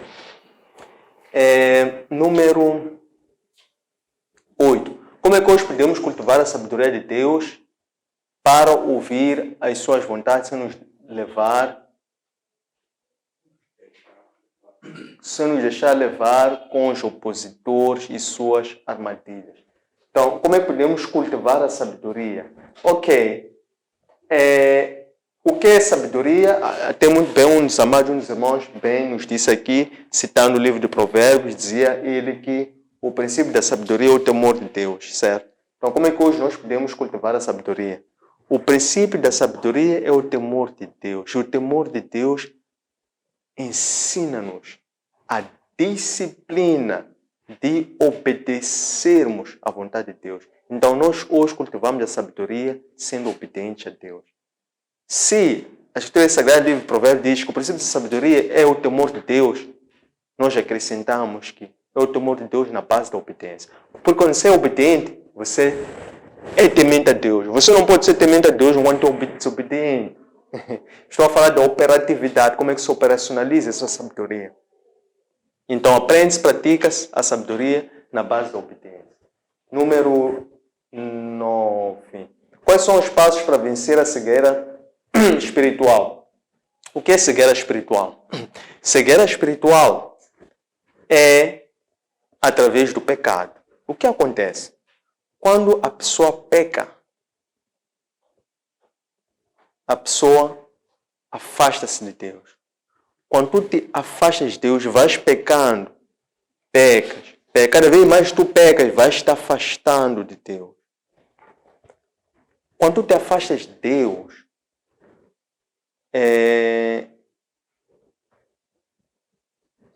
nesse momento, somente consegues ver, observar e compreender, interpretar aquilo que os olhos físicos mostram, revelam. Somente aí. Então, tem uma grande limitação. Ora, este mundo está cheio de mistérios. Deus em si é um mistério. A vida é um mistério. A morte é um mistério. A fé é um mistério. Tudo é mistério. No mundo espiritual, tudo são mistérios. Então, quando você peca, afasta-se de Deus, tu não consegues compreender os mistérios. Não consegues ver os perigos que estão à frente. Não consegues ver pessoas que podem te desviar do teu propósito, do teu caminho. Ficas tolo. Ficas criança.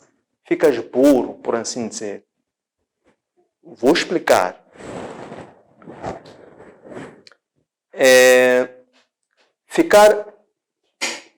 Lembre-se que Deus sempre, Ele quando adverte o seu povo, Ele diz, não sejamos tolos ou não sejamos insensatos. O livro de sabedoria fala também de insensato. O que é insensatez? É a pessoa deixar de ter uma sensibilidade a compreender ou a perceber nas entrelinhas, em pequenas coisas, perceber ou compreender algo além. Porque a cegueira espiritual não te permite ver algo além. Pela cegueira espiritual, tu quando olhas para esta parede, você só vê aquilo que os olhos te permitem ver. Você vê o quadro, vermelho, preto e as letras. Ponto. Por detrás disto, há muitos mistérios. Quem tem cegueira espiritual não consegue ver além disto aqui. Então, quais são os passos para vencer a cegueira espiritual? É limpar a nossa visão. Limpar esta visão. Purificar. Como é que tu limpas a visão? Purificando-a. Como é que tu purificas a tua visão? Purificas a tua visão através da santidade. O que é santidade? Santidade é andar conforme a vontade de Deus, é ser separado. É não se deixar contaminar com as coisas do mundo. Porque coisas do mundo são coisas passageiras. Coisas do mundo são coisas instantâneas. Coisas do mundo só dão prazer imediato. Então, quanto mais nós nos distanciamos dos prazeres das coisas do mundo e nos separamos para querer ver algo além, para passar a viver para o alto, então aí nós estamos já santificando, estamos já nos purificar. E quanto mais nós nos purificamos, nos santificamos, então aí o Senhor já habita em nós. Por quê? Porque Ele é santo. Se Deus é santo, somente se nós estivermos puros é que podemos entrar na presença dEle. Quando entramos na presença dEle, por essa nossa conduta de santidade, então Ele já passa a usar-nos como seus instrumentos. E quando Ele passa a usar-nos como seus instrumentos, dependendo de qual é a vocação, quais são os dons que Ele vai dar, atribuir a cada um, nós sabemos que os dons nos dias de hoje são operados pelo Espírito Santo. O que eu quero com isso dizer é que a profecia nos dias de hoje ela é operada na base das Escrituras Sagradas. Então, qualquer pessoa que tenha o Espírito Santo e que é usado ou guiado pelo Senhor para uma certa missão, também essa pessoa adquire um dom de profecia. E por intermédio desse dom de profecia, então a pessoa já consegue ver além. O que é ver além? É ser um vidente. O que é ser vidente? É não só não ter cegueira espiritual, como também uma pessoa que está apta a poder discernir os mistérios que este mundo tem. Os mistérios na sua própria vida, o mistério na vida dos outros, o mistério na vida da comunidade. A pessoa consegue ver muito para além, porque Deus fala com ela em separado. Deus anuncia os seus planos, porque os planos de Deus estão sempre muito para frente, estão muito para além. Então Deus vai usar essa pessoa como um mensageiro, primeiro como um vidente e depois como um mensageiro. No caso do dom da profecia, porque estamos a falar da cegueira espiritual, por isso é que eu estava a verter muito para a questão do dom da profecia. Número 10. O que simboliza o encontro da festa das tendas após o povo ter seguido a sua vontade. Festa das tendas, esta celebração, a primeira realizou-se o povo no deserto, estando no deserto. Como é que o povo celebrava esta, passo a repetição, celebrava esta celebração, passo a repetição? Na altura, o povo reconhecia que não tinha casa. E não tendo casa, o povo vivia ao relento. Vivendo ao relento, então, para celebrar a festa das tendas ou do tabernáculo, então o povo no deserto construía pequenas cabanas. E construindo aquelas cabanas, então aquelas cabanas simbolizavam a festa do tabernáculo ou a festa das tendas, em que o povo, naquela ocasião, ficava próximos uns aos outros através desta vulnerabilidade que é viver em cabanas. E durante um período de 7 dias celebravam aquelas festas. Como é que ocorreu aqui neste momento? Então, o povo, querendo celebrar a festa das tendas ou a festa do tabernáculo, eles foram buscar ramos de palmeiras, foram buscar troncos, madeiras, foram buscar assim este material, deixaram de ficar a viver dentro das suas casas e foram construir essas cabanas nos terraços, nos quintais, não é? Que era para eles estarem mais próximos uns aos outros, de forma que Deus pudesse conviver em meio do povo reunido, do povo unido. Então, quando nós dizemos o que simboliza é isto. 11. Hoje, como ter um encontro que poderá chamar a festa das tendas? Era essa questão com Deus. Portanto, Deus, Ele hoje, para nós termos para nós hoje sermos o tabernáculo ou a tenda, temos que viver em santidade, por um lado, para que o Espírito Santo possa habitar em meio de nós. Isto é, para que essas tendas, esse tabernáculo, seja nós próprios, nós enquanto templo de Deus, e dessa forma nós vamos estar a viver em comunhão com uma igreja, com uma comunidade. Por quê? Porque nós vamos ter sempre uma necessidade contínua de precisar de pessoas.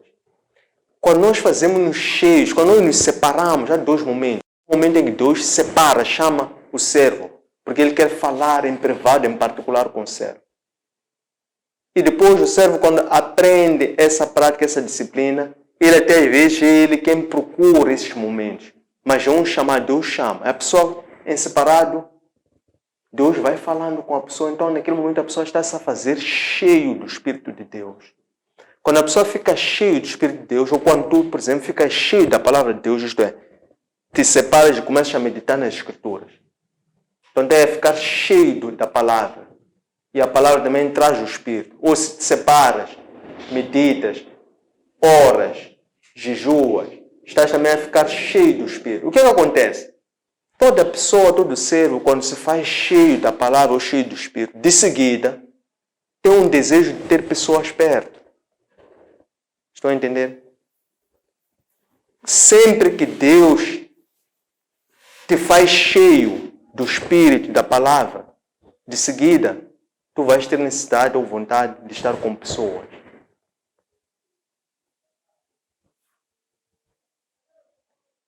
Porque aquela palavra, aquele Espírito que Deus te dá como uma sobrecarga, não é para ficar em ti, é para seres um canal, um caminho para alcançar outras pessoas.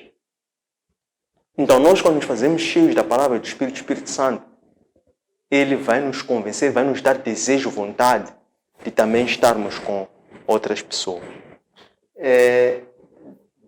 12. Como é que Deus chama Neemias e lhe atribui a missão de reconstruir os muros de Jerusalém? Então Neemias era copeiro do rei Artaxerxes. Este rei era o enteado da rainha judaica Esther. Por essa razão é que até havendo essa possibilidade desse rei ter sido ainda mais sensível à causa deste povo. Então, quando Deus chama Neemias, Neemias, nessa altura, ele teve a necessidade, isto é, ele servia ao rei como copeiro. Então, ele ouviu falar que uma delegação tinha descido a Jerusalém para fazer aquele trabalho de fiscalização e controle. Portanto, o rei mandava tempos a tempos alguns encarregados, iam, supervisionavam, voltavam com o relatório. Então, Neemias perguntou, porque naquele grupo estava o irmão dele, chamado Hanan. Então ele perguntou a Hanan, como é que está lá a situação? Como é que está lá o povo? Conta-me novidades de Jerusalém. Nessa altura já passavam 100 anos desde que tinha regressado o primeiro grupo. Neemias muito queria saber. Ouvia-se falar, Neemias viu uma ocasião soberana, porque foi o próprio irmão que foi. E ele sabia que o irmão poderia lhe dar detalhes. Então ele pergunta ao irmão, como é que está a situação? Quando o irmão de Neemias, Hanan, transmite a Neemias aquilo que era a situação de devastação e de sofrimento que o povo estava a passar, Neemias começou a chorar. Ele chora de desgosto, chora de tristeza. E ele sente uma dor por dentro. Ele ficou com dor. Então, ele quando entra naquele estado, ele então nem mais. Ele viu que eu tenho que fazer alguma coisa. E o que ele poderia fazer? Ele fez aquilo que ele saberia fazer. Ele fez a sua porção. Ele deu o melhor dele, deu tudo dele. O que melhor um cristão pode dar nos dias de hoje? Neemias era um homem de oração. Ele ouviu aquilo que ele fez. Ele chorou. Depois não ficou só pelo choro. Continuou a chorar já agora a orar. Mas já a orar com a cabeça, mas já a chorar, não a chorar de lágrimas, mas a chorar na oração. Ele começa já a convencer a Deus. Porque ele se solidariza, ele se humilha, diz, nós pecamos. Não disse o meu povo, ele disse, nós pecamos. A minha família pecou. Lembra-te, Senhor, da tua lei que tu deste a Moisés. O que você disse na tua lei que deste a Moisés? Você disse que se o povo pecasse, ia dispersar. E você já não dispersou. Mas depois você disse que se o povo se arrependesse, você iria voltar a juntar. Então, nós estamos aqui arrependidos. Ouça a voz do teu servo, a oração. Fique com os ouvidos abertos e os teus olhos atentos à oração do teu servo, que está agora a chorar, a lamentar, arrependido, juntamente com os outros povos. Irmãos meus, também estamos arrependidos. Então, faça a tua justiça. Isso gera uma oração. Ele converte choros, pranto. Choro é oração, mas uma oração consciente, uma oração segundo a vontade de Deus. E por aquela oração foi segundo a vontade de Deus. Ele convenceu a Deus. Deus ficou sensível. O que Deus fez? Atendendo a oração e vendo a sinceridade de Neemias, era uma batalha muito grande, porque Neemias estava a orar para toda uma nação. Estou a imaginar esta missão. Ele não estava a fazer livramento dele próprio, ou de uma pessoa, ou da sua família. Uma nação. Ele teve que orar 4 meses. Orar dia, noite. Orar, jejuar. Dia, noite. Ao fim de 4 meses, disse que o rei, naquele momento em que Neemias desce para servir um vinho ao rei, no momento em que o rei pede um vinho, é um momento em que o rei quer relaxar. Ao fim de um dia, de uma jornada, ao fim de cansaço. Então o rei estava compassivo, estava empático, porque já estava em um momento de relaxo. Mas Deus é que amoleceu o rei para que ele ficasse naquele estado, naquele dia, naquele momento. É quando o rei conseguiu perceber que Neemias estava triste pelo semblante. Quando às vezes Neemias tinha entrado para a presença do rei triste, mas o rei não percebeu-se, ou até ignorou. Mas naquele momento, por causa deste protocolo de Neemias, o rei percebeu, disse: Neemias, tu estás triste. O que se passa com o teu semblante? Mas também tu não estás doente, porque não é doença que tu tens. O que te aflige? Qual é o problema que tu tens? Como é que eu posso te ajudar? Número 3. Como é que hoje podemos nos fazer Neemias de ser um instrumento de salvação de Deus nas mãos do opressor? Por intermédio de um chamado individual específico. Neemias foi chamado. Neemias foi incumbido de uma missão. Como é que Neemias percebeu que tinha um chamado? Porque Neemias teve o desejo de querer saber como é que o povo está. Porque Neemias percebeu que aquela notícia que ele recebeu sobre a desolação do povo lhe causou uma tristeza profunda. Porque Neemias viu que depois de ter sentido essa tristeza profunda, ele então recolheu sua oração e jejum e começa a falar com Deus. Quando ele começa a falar com Deus, Deus responde a Neemias. E Deus começa a guiar Neemias como é que ele deveria orar e jejuar. E Neemias fazendo isso ao fim de 4 meses. Então Deus criou aquela oportunidade, porque Neemias orou, confiou, depois esperou. Então esperou quanto tempo? 4 meses. E ao fim de 4 meses, que foi o tempo que estava programado, segundo a vontade de Deus, segundo a soberania de Deus, para que se Neemias perseverasse pela fé, fizesse crescer aquela fé, pudesse interceder para que o Senhor deixasse dessa chave sobre como é que Neemias poderia proceder. Isto é, Neemias tinha recebido uma missão, faltava uma instrução e uma provisão como fazer. Então, isto ocorreu de forma sequenciada desta forma. 14ª e última questão.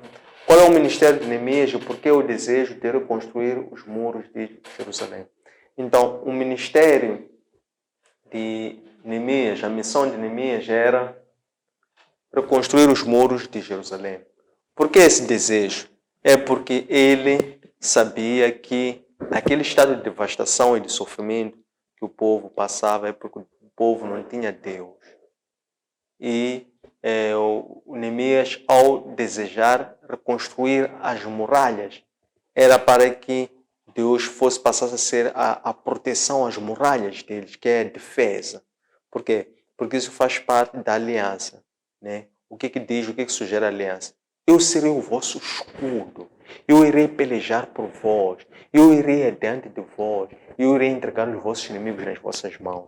Então, era isto. Esta que era a defesa que o povo precisava de Deus para que eles passassem a ter uma nova vida, uma nova esperança, por assim dizer.